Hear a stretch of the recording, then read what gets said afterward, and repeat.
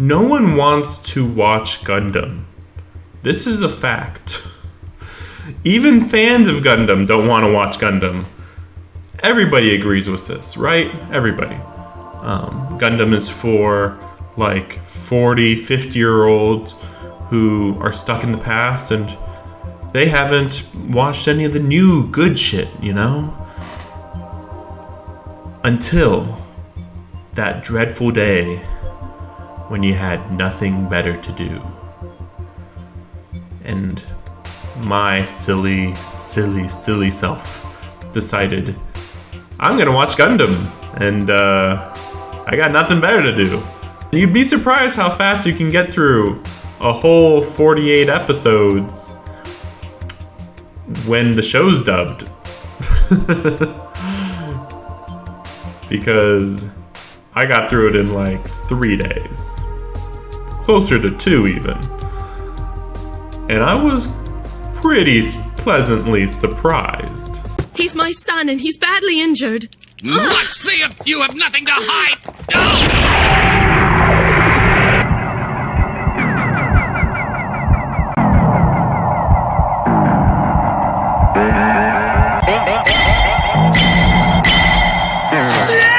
The story starts out as a pretty typical war drama. Let's be serious. War dramas are for old people.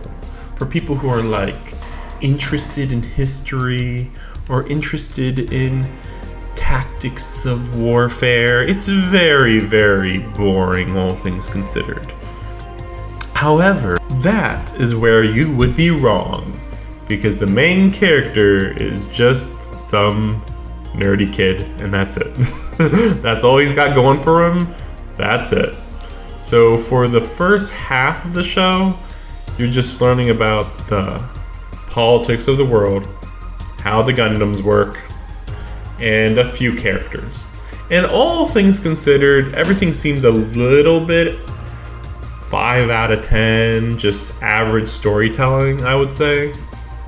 But at the same time, it's done very particularly uniquely done.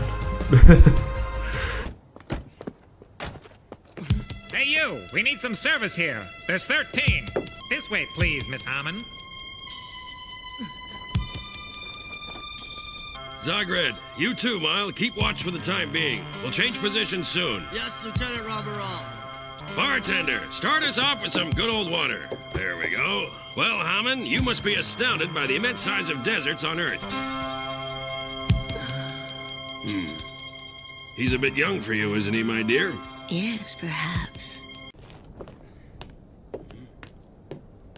I don't know how to say this, ma'am. I do appreciate your generosity, but I just can't accept. While you're following all of these crew members, you really do get a good understanding of who they are and how they interact with other people. And even if they're not the most interesting characters, it's interesting to just see how they're going to react in a new situation, a new threat.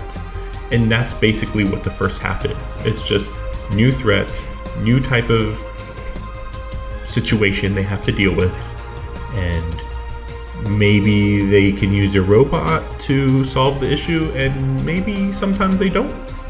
Sometimes it's a psychological issue, because that's where the warfare comes in, because there's just tons of how is war affecting these teenagers or early 20-year-olds, and how do they have to cope with bad bosses, let's say. And that's the first half. Honestly, I'm not even gonna go into it very much.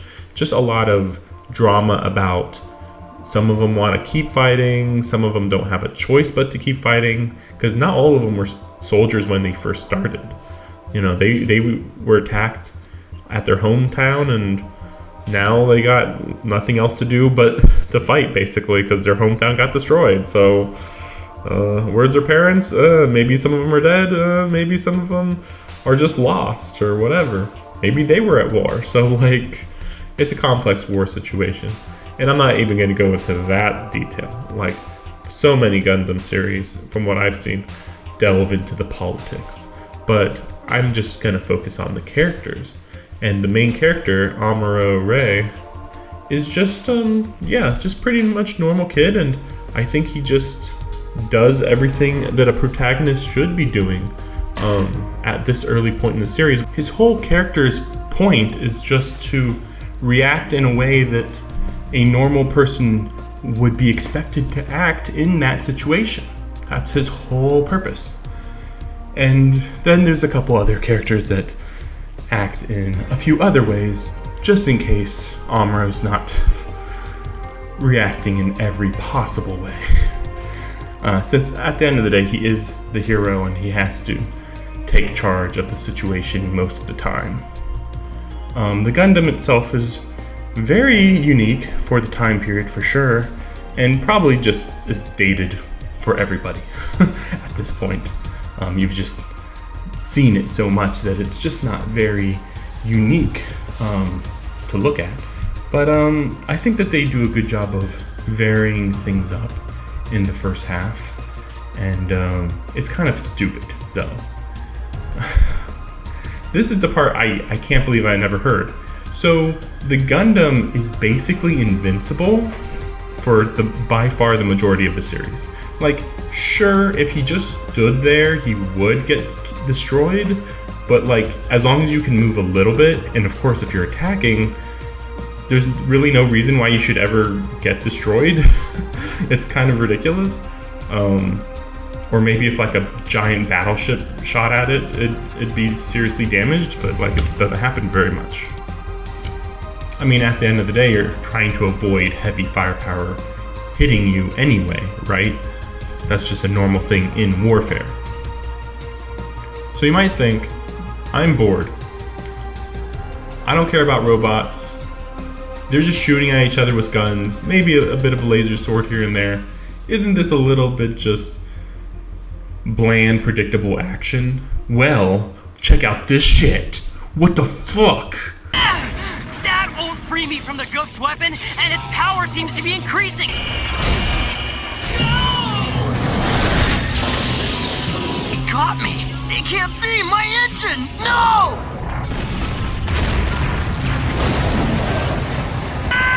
Amuro! Here we go, Amuro. There.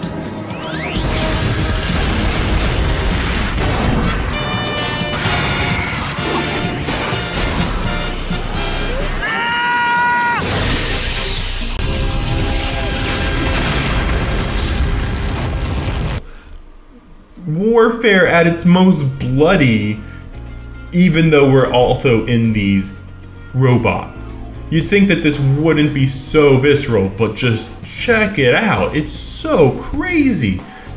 He's going at him. He's just going at him so hard. It's crazy. And that's where I have to give the show a lot of credit. Like, yeah, sure, it's amazing animation, but like, it's just really engaging to be watching since it's a war story. Like, it's engaging from an action standpoint, but also just from a horrors of war standpoint that like, hey, we're in these robots. It's easy to just rip a metal robot apart and just not think about it. But when you remember that there is a person in every single one of these robots, it's like pretty disturbing when you think about what's going on to some of these people. Directly behind us? Yes! Engines full speed ahead. Oh no, it can't be!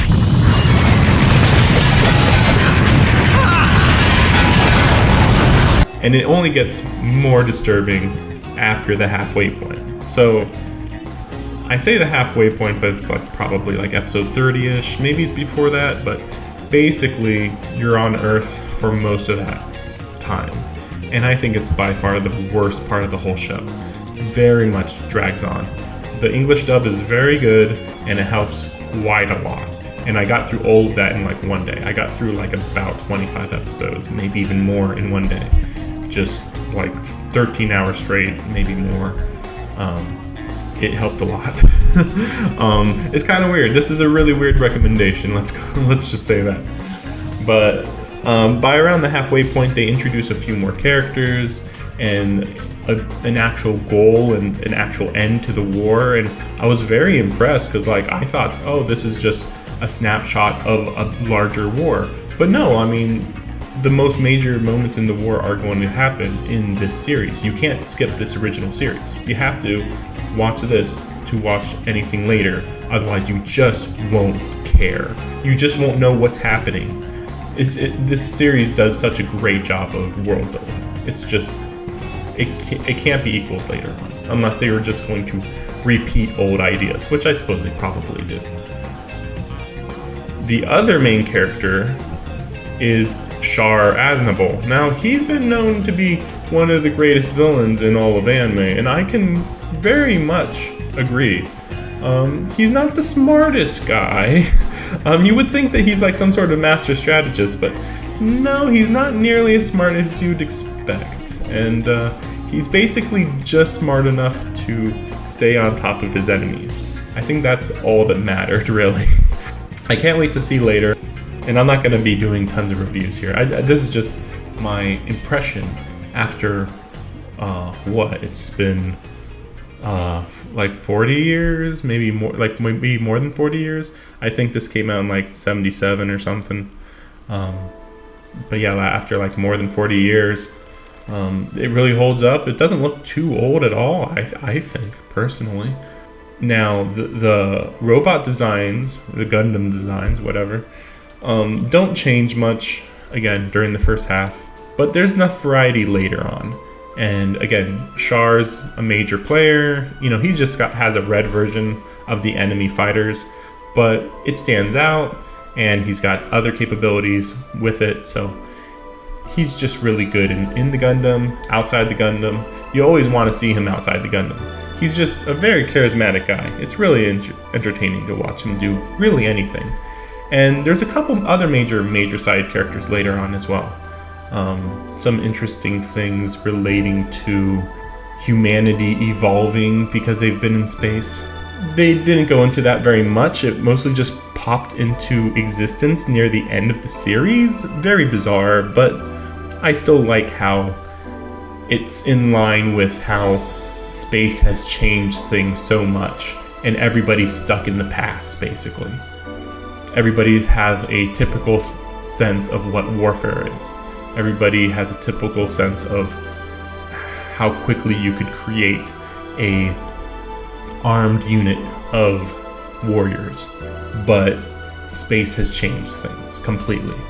And you know, one side's from space, one side's on Earth, and in the middle of this series, things get about even. At the beginning, Earth is definitely losing, but by around the middle, I feel like they're kind of even, and yeah, you're just following Char about halfway through more and more, and that's where you get more of an idea of what the other side in the conflict is actually doing, how they're structured, because Char's been working with the enemy the whole time. I don't want to call him an antagonist because he really isn't. Like, he's a rival character for the main character. He's a rival character. I wouldn't call him an antagonist because they're basically just two soldiers on the battlefield. He's not going out of his way to destroy Amuro's life, and Amuro doesn't go out of his way to pursue Char either. It just so happens that they are on the same battlefield in this giant war. That's pretty much it. But yeah, the biggest issue I have is that the carnage, the action that is pretty good only lasts for about the first half when they're on Earth. And then once they go to space, they start going back and doing these giant laser fighting with giant ships. And it's a lot less interesting. I was really turning my brain off while that was happening. Just, yeah, lasers are shooting. And yeah, there's definitely strategy going on. But like at the end of the day, lasers they're shooting and you're like, yeah, okay. And then, oh, something major happened. Oh, I better go back 15 seconds or whatever. Oh, okay, I got it. Like, it's something like that. It's just like a little mind numbing. But Luckily, again, every time Char's on screen, just pay attention to Char, because he steers the whole show in a great direction. Amuro, unfortunately, kind of just becomes more and more of a yes man as the series goes on. Like, at first, he was his own man and being like, I'm not sure if I can do all this, but then they're like, hey, man up, kid, and then he just mans up and just follows orders and becomes a boring character. Char stays great the whole time, though. That's what matters. And yeah, that's basically my full impressions, at least generally. There are a few interesting characters here and there that show up, that are mysterious, let's say. And the series as a whole with Gundam, it goes off the rails quite quickly, because there's multiple timelines that aren't connected at all. It's not like, oh, this person jumped to this timeline. Nope, they're just completely different timelines. It's just to explain why Gundams can be crazy powerful in one timeline and just normal big robots in another. As normal as they can get, but like, you know, we're talking Goku level robots versus robots that are basically slightly better tanks. You know, it's quite a big difference. And the music is very, very good. I liked it. It got pretty repetitive at the beginning, of course, because of the sort of episodic nature of the beginning. But still, I think the soundtrack stays with you for quite a while, and yeah, it was appropriate, and yeah, everything just all around worked out really well.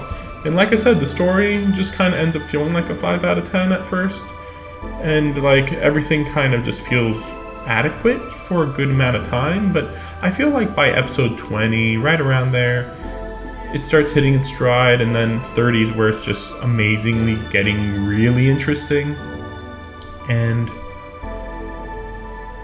I know it's like, oh man, if you just trudge through it, it'll get good. But like, again, if you're like interested in war dramas like at all and looking for a somewhat long series, I think this is a pretty good series to check out. I did say 48 episodes earlier, but I think it might be closer to 43 episodes actually. But again, I think it's worth checking out, even if it might be a bit slow in the beginning. This is no Fist of the North Star where crazy stuff happens straight from episode 1 and episode 2 or anything. It's definitely the definition of a slow burn, I would say. But yeah, after you finish this first series, of course you can check out the later series, and I can't tell you where to go from there. I mean, it just depends what kind of action or drama you want. There's plenty of places to look it up, honestly.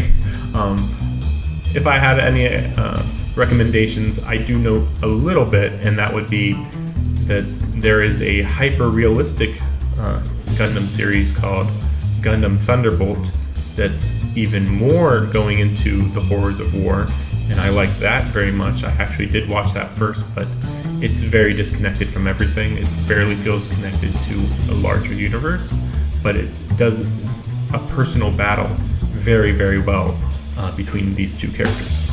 And then the other opposite end of that would be Gundam Wing, which is just pure anime craziness, fighting with children in crazy powerful Gundam robots. That's like the complete opposite spectrum, but I like them both pretty much equally. I have not seen much of Gundam Wing, but like everything I've seen of it, it seems like good, fun action, basically. With a little bit of the war drama. The war drama stuff always permeates Gundam, understandably, because that's kind of the whole point. But it doesn't overwhelm any of the series, and at the end of the day, they are trying to entertain you in a somewhat fun way, especially with Gundam Thunderbolt. Like I said, extreme war drama for sure. However, I would also say that they had a soundtrack specifically made to entertain the audience, even if the mood is very depressing. It still feels like a Tarantino movie, even as overused as that phrase might be. It's fun action, even if it is at its most gruesome, for instance. There's a lot of variety in Gundam, just from the little bit that I know. And I'll be checking more and more of it out as I continue to watch many different genres of many different anime. And I hope you also check out more genres that you're not used to watching, because different genres are how you realize that you like more things than you knew. Come on, try new things, people, come on. Anyway, check out my Patreon. Thanks for watching the whole video. I'll be talking about anime more and more every day. I don't stop watching anime unless I'm playing a video game. And of course, I got my Twitch channel. Blah, blah, blah. Thanks for watching.